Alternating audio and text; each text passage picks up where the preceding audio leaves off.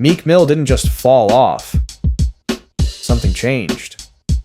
Because if you go back a few years, Meek Mill was everywhere. Club records, radio, features. The streets respected him. And the industry had to acknowledge him. He wasn't just another rapper.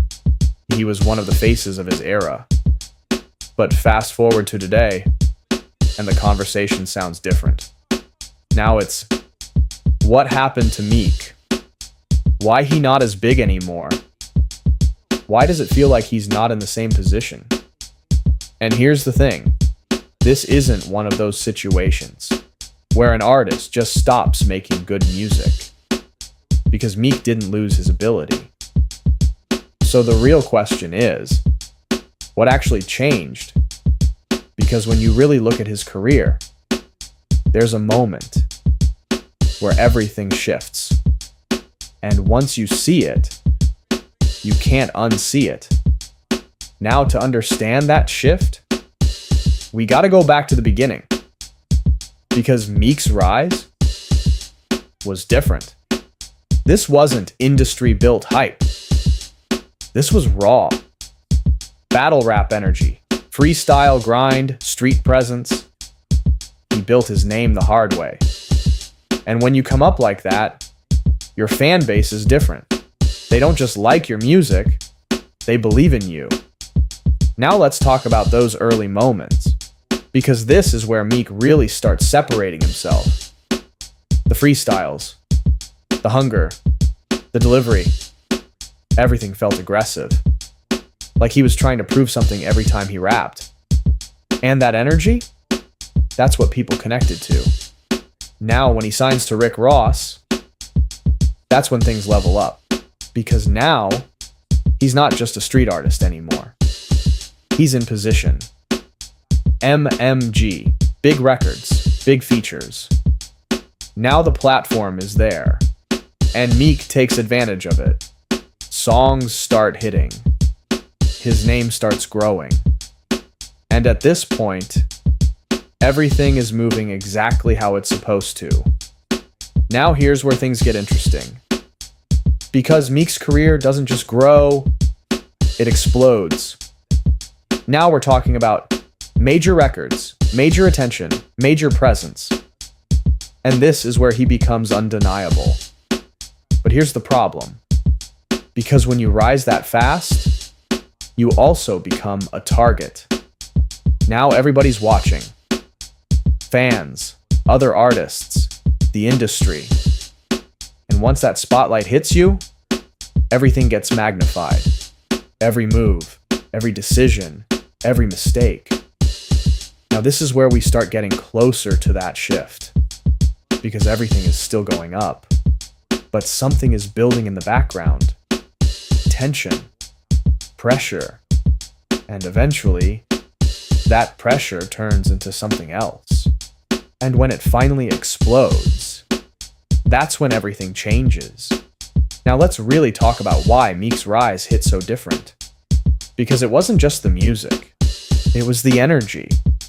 Every time Meek got on a track, it felt like he was fighting for something. Like he had something to prove. And that's not something you can fake. Now think about the era he was coming up in.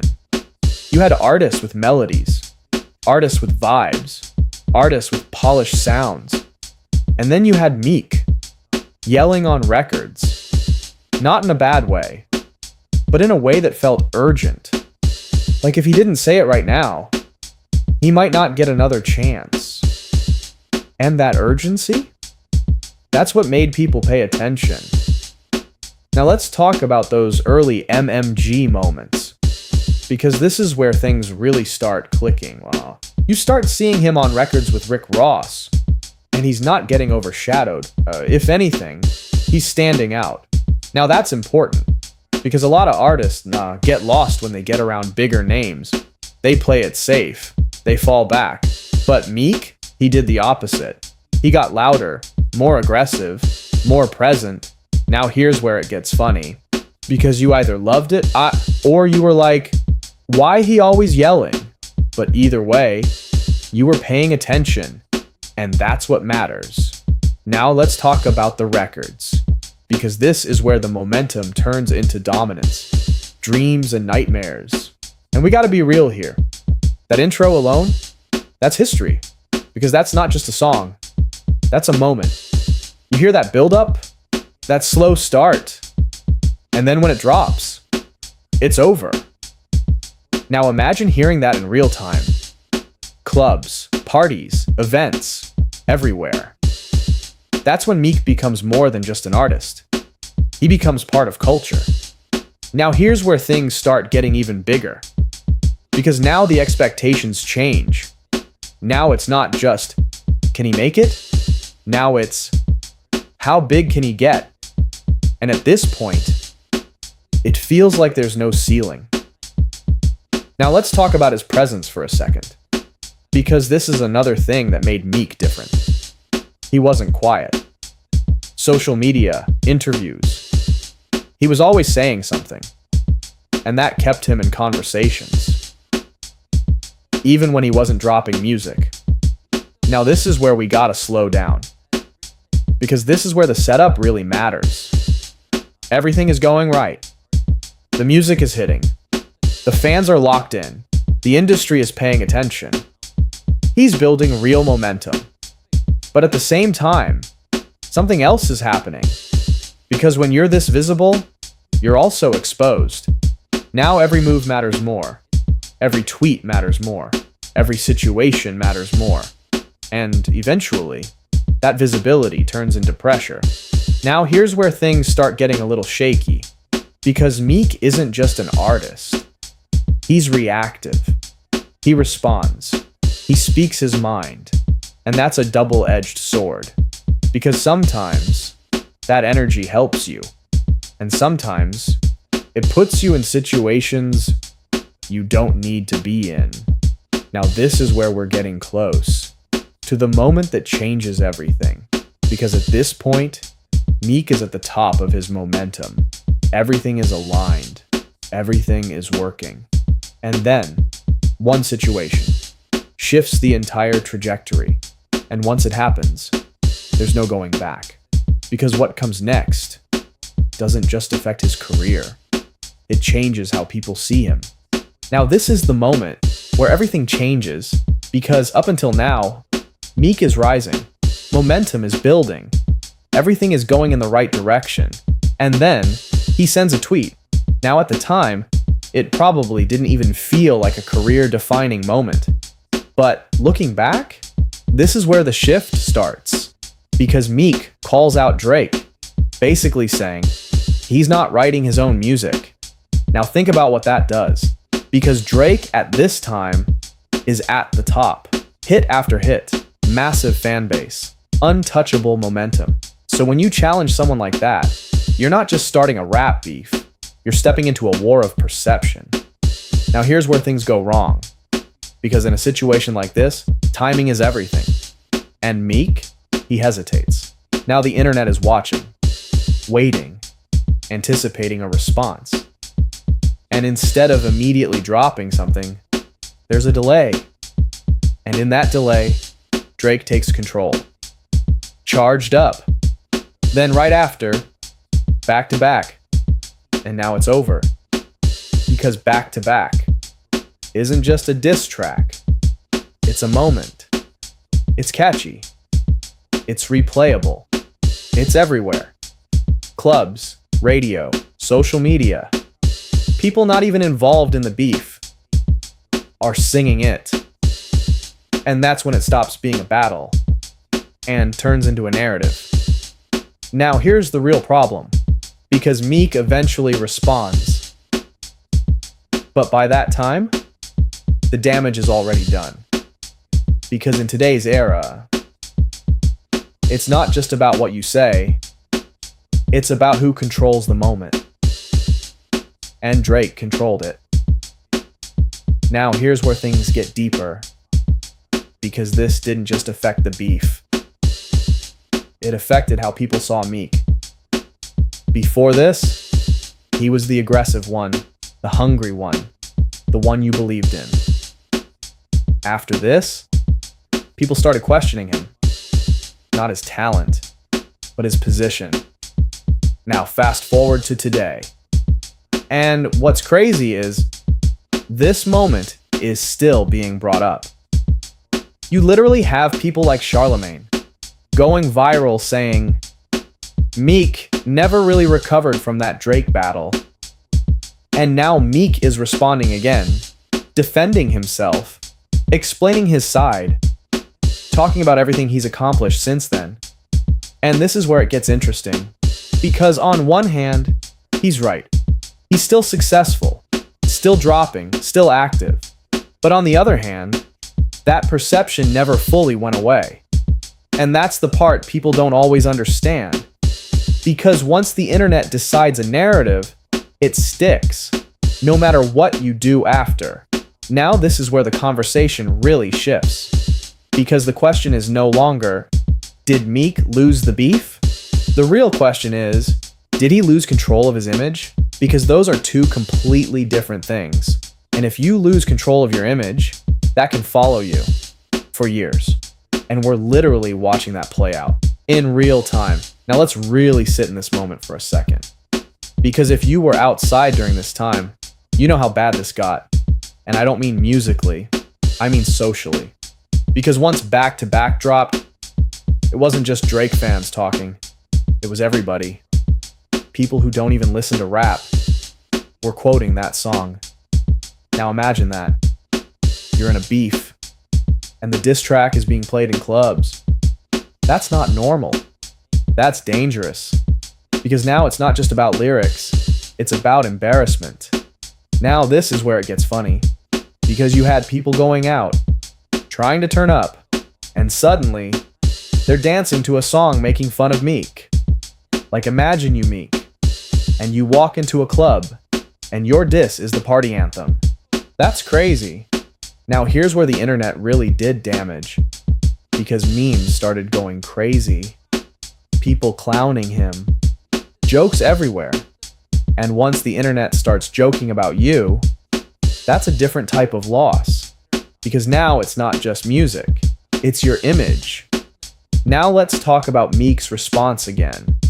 Because this is where things really hurt him. He did respond, but the response didn't land the same. And timing played a huge role. Because by the time he dropped, the moment had already passed. And in this era, moments move fast. If you miss it, you miss it. Now this is where academics would have been losing his mind. Because this was peak internet chaos. You've got clips everywhere, reactions everywhere, people debating non-stop. And the whole time, Drake is just sitting back, winning the moment. Now here's where it gets even deeper. Because this wasn't just about Drake being better. It was about Drake understanding the internet better. He knew what kind of record to make. Catchy, repeatable, something people could use even outside the beef. And Meek? He approached it like a traditional battle. Bars, energy, aggression. But the game had already changed. Now here's where the long-term effect kicks in. Because after this, every time Meek dropped something, people compared it, not just to his old music, but to that moment. And that's tough. Because now you're not just competing with other artists, you're competing with your own narrative. Now fast forward to today again. And what's crazy is, we're still having this conversation. You've got Charlemagne going viral, saying Meek never fully recovered. And now Meek is back online, explaining himself, defending his career, listing everything he's accomplished. And you can tell, that moment still bothers him. Because when something gets attached to your name like that, it doesn't just disappear. Now here's the real question. Is it fair? Because on paper, Meek is still successful. But perception doesn't care about facts. It cares about moments. And that Drake moment might be one of the biggest perception shifts we've seen in rap. Now this is where everything starts making sense. Because from this point on, Meek's career doesn't stop, but it changes. And how it changes is what we need to look at next. Now after all of that, the moment passes, the memes slow down, the internet moves on, but for Meek, the impact doesn't just disappear, because now he's in a different position. Not musically, but perception-wise, and that's where things start getting complicated. Because even though he's still dropping music, still active, still respected, it doesn't feel the same. Now here's where life hits him. Because not long after, Meek ends up dealing with legal issues again, probation, court situations, and eventually, he goes back to jail. Now this moment changes everything again. Because now, the conversation shifts. It's no longer just about music. Now it's about the system, fairness, justice. And suddenly, Meek becomes something else. He's not just a rapper anymore. He becomes a symbol. Now you've got celebrities speaking out, athletes supporting him, fans rallying behind him, and his case becomes national news. Now this is where things get powerful, because for the first time, the narrative flips in his favor again. People are rooting for him, not just as an artist, but as a person. Now when he comes home, there's real momentum, real support, real attention. And it feels like this could be the comeback.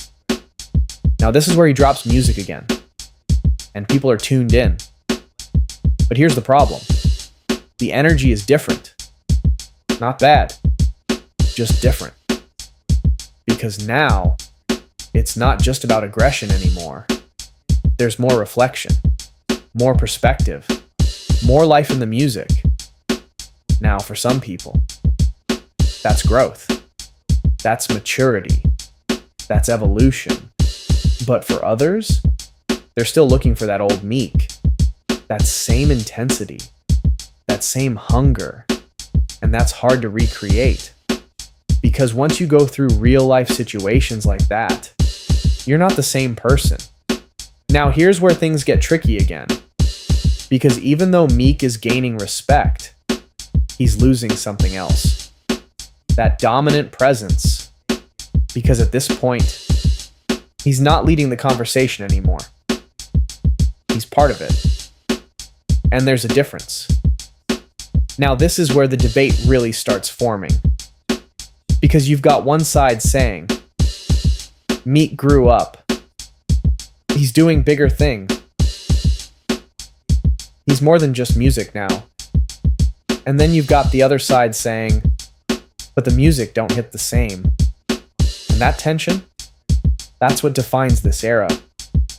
Because now, he's respected. But is he still feared? Now let's zoom out again, because this is where everything connects. The Drake moment changed perception. The legal issues changed his life. And now, his music reflects that. But here's the real question. Can you rebuild dominance after losing momentum? Because rebuilding respect is not the same as reclaiming position.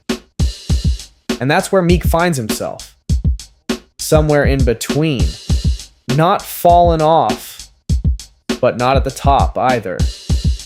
And that middle space is one of the hardest places to be. Because now, you're chasing something you already had.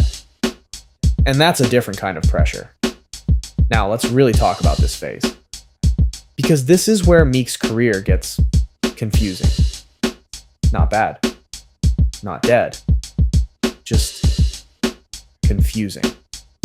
Because on one side, he's getting more respect than ever.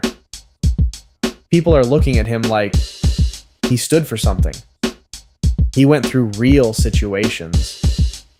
He came out stronger.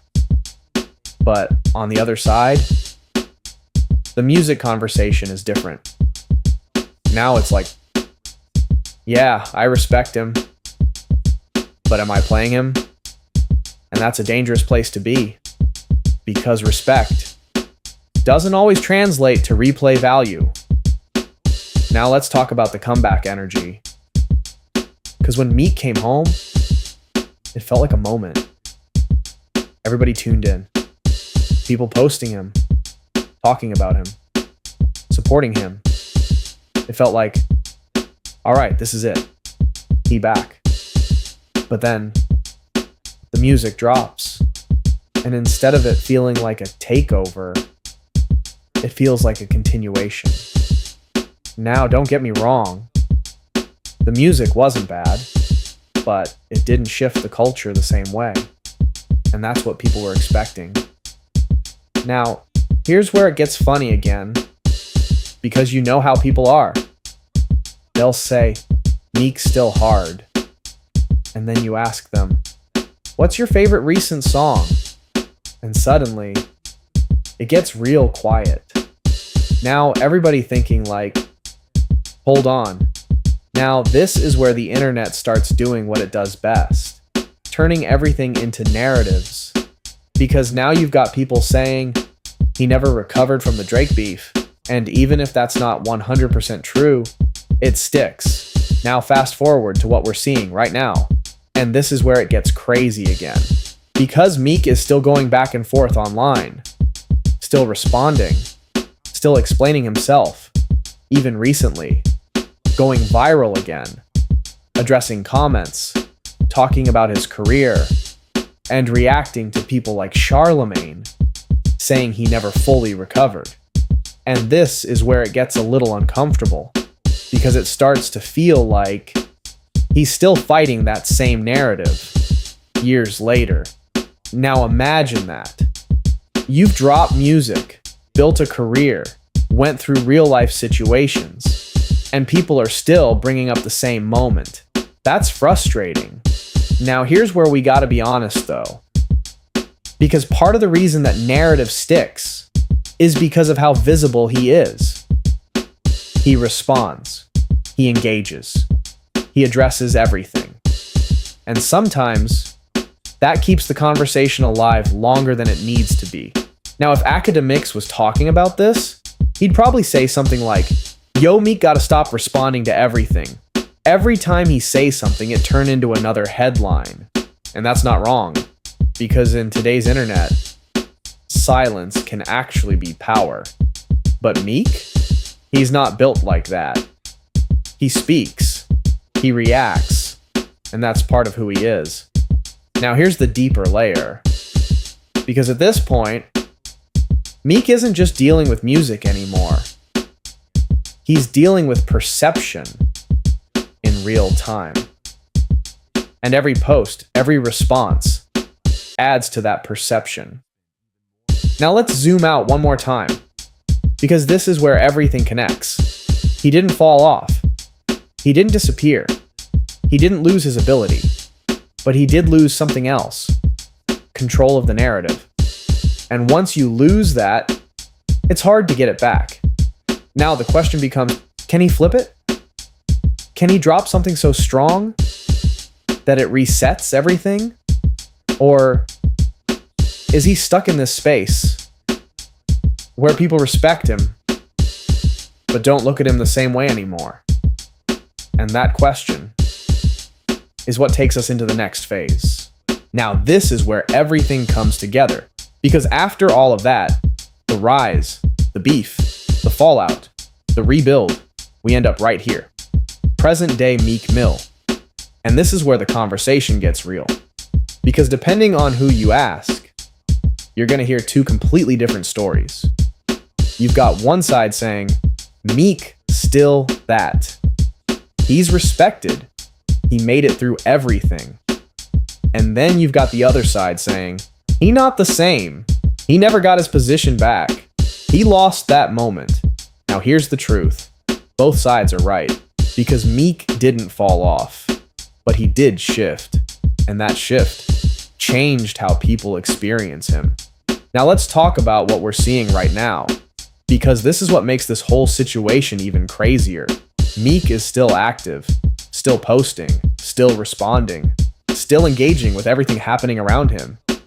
And even recently, he's gone viral again. Back and forth conversations, responding to Charlemagne, defending his name, talking about everything he's accomplished. And you can tell this still matters to him. Because it's not just about the music anymore. It's about how he's seen. Now here's where it gets interesting. Because in today's music industry, perception is everything. Not just what you do, but how people feel about what you do. And right now, Meek is in one of the most difficult positions an artist can be in. He's too big to be ignored, but not dominating the conversation. Now think about that. Because being underrated is easier than being remembered differently. Now here's the real question. Can he take control back? Because we've seen artists do it before. One project, one moment, one run, and everything resets. But it has to hit. It has to feel undeniable. Now based on everything we've seen, Meek still has the ability, the energy, the experience. But ability alone isn't enough. Execution is. Now let's zoom out one last time. Because when you look at his full story, it makes sense. The rise was real. The Drake moment shifted perception. The legal situation changed his life. And now, he's navigating everything at once. Music, perception, legacy. So the real question isn't, did Meek fall off? The real question is, did the moment pass him? Because those are two completely different things. And depending on how you answer that, you'll see his career in a completely different way. Now, I'm gonna leave it with you, because this is where your opinion matters. Did Meek Mill really fall off? Or did the narrative just change? And if he dropped the right project today, would you actually tune in? Or are we already past that point? Because the answer to that says more about the audience than it does about him. Watch this next, because what's happening in rap right now might be even crazier than Meek's story.